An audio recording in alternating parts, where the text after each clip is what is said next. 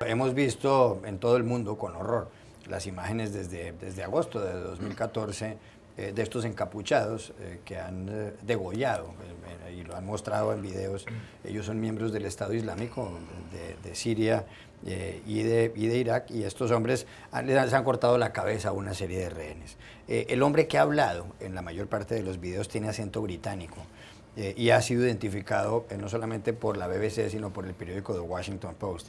Este encapuchado responde al nombre de Mohamed Emwazi, tiene 27 años, nació en Kuwait, se crió en Londres, vivió en lo que se llama West London, en la zona oeste de la capital del Reino Unido, y además estudió programación de computadores en la Universidad de Westminster.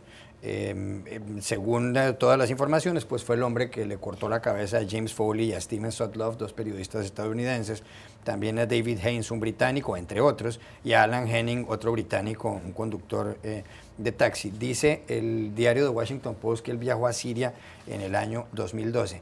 Eso por una parte, pero por otra parte hay una noticia preocupante en las últimas horas, porque fueron arrestados 3 hombres en Brooklyn, en Nueva York, aquí en Estados Unidos, 2 ucranianos, uno de Kazajistán de 19 años, que estaban en el aeropuerto John F. Kennedy y que estaban tratando, según han sindicado las autoridades norteamericanas, de promover y de ayudar justamente al Estado Islámico. Alguno de ellos quería atentar contra el presidente Obama e incluso llegó a preguntar si él se podía convertir en un mártir, causándole daño físico, posiblemente matando, por supuesto, al presidente de los Estados Unidos. ¿Qué pasa con este fenómeno en algunos casos de gente occidental? Estos son del Asia Central o de algunas partes de Europa que quieren engrosar estas filas del Estado Islámico y cortarle la cabeza a alguien. Sí, en el caso de Jihadi John es interesante. Viene del oeste de Londres, que es la zona afluente de Londres, hasta puede ser hincha de Chelsea, me imagino. Y tenía una vida que parecía perfectamente normal. Iba a la universidad, se estaba por casarse y todo. Y algo pasó en este periodo en que fue reclutado para unirse a estos movimientos Al-Shabaab. Al parecer tuvo algún contacto con Al-Shabaab en Somalia, luego un viaje a Tanzania. Y luego ahora su aparición en Siria degollando personas. Es un fenómeno altamente complejo. Por ejemplo, vimos que el presidente Obama la semana pasada dio un discurso sobre las raíces del fundamentalismo, del extremismo, en donde señaló particularmente la pobreza y la exclusión social como precondiciones sine qua non del extremismo.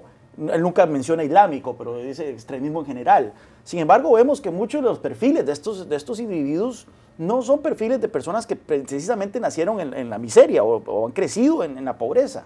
Gente de clase media, tal vez que se han sentido excluidos de las sociedades donde han crecido, ya sea por algún tipo de discriminación racial, discriminación religiosa, y por lo tanto se han vuelto contra las sociedades en que han crecido y han empezado a detestar los países en que nacieron o en que se desarrollaron.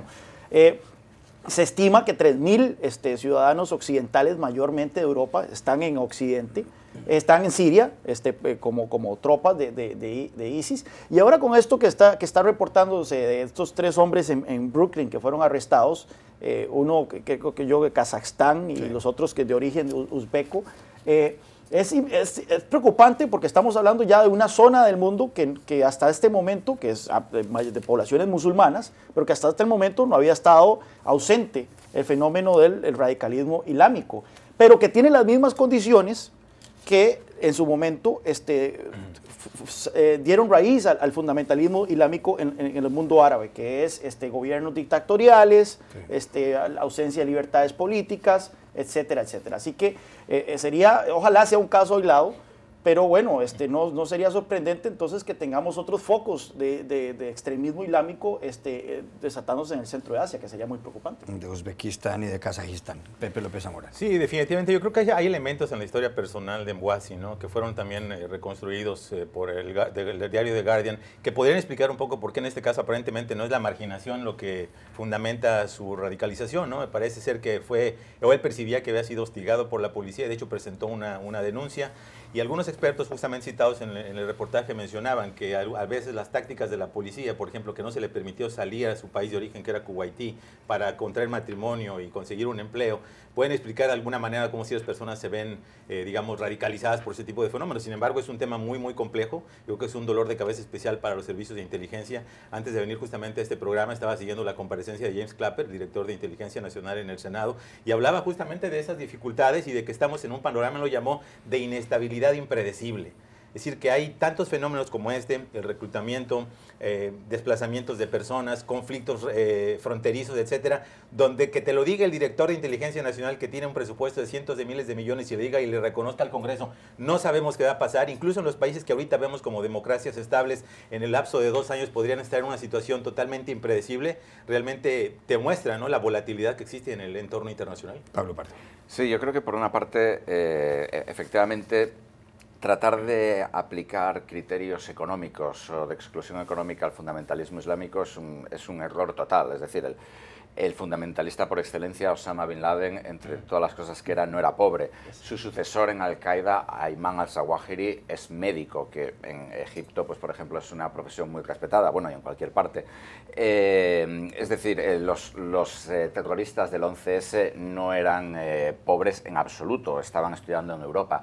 Con lo cual, en el fundamentalismo islámico verdaderamente ves como que hay un corte tremendo en el mundo musulmán, porque tienes desde gente como Zarqawi, que sí que era un tipo con muy poca educación y muy pobre, gente que ha estado como pequeños delincuentes, hay muchos casos, a gente pues, que son de clase media e incluso de clase alta.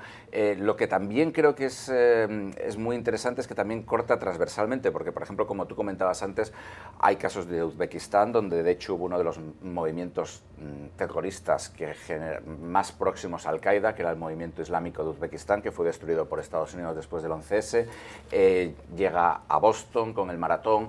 En Minnesota, muchísimos musulmanes de origen somalí se han ido a combatir a Somalia, lo cual, digamos, al principio existía un poco la teoría de que esto solamente pasaba en Europa y no en Estados Unidos. Cosa con la cual yo creo que los estadounidenses se engañaban a sí mismos, porque el cerebro del 11S, Khalid Sheikh Mohammed, estudió ingeniería industrial en Carolina del Norte y parece que no aprendió a amar a Estados Unidos.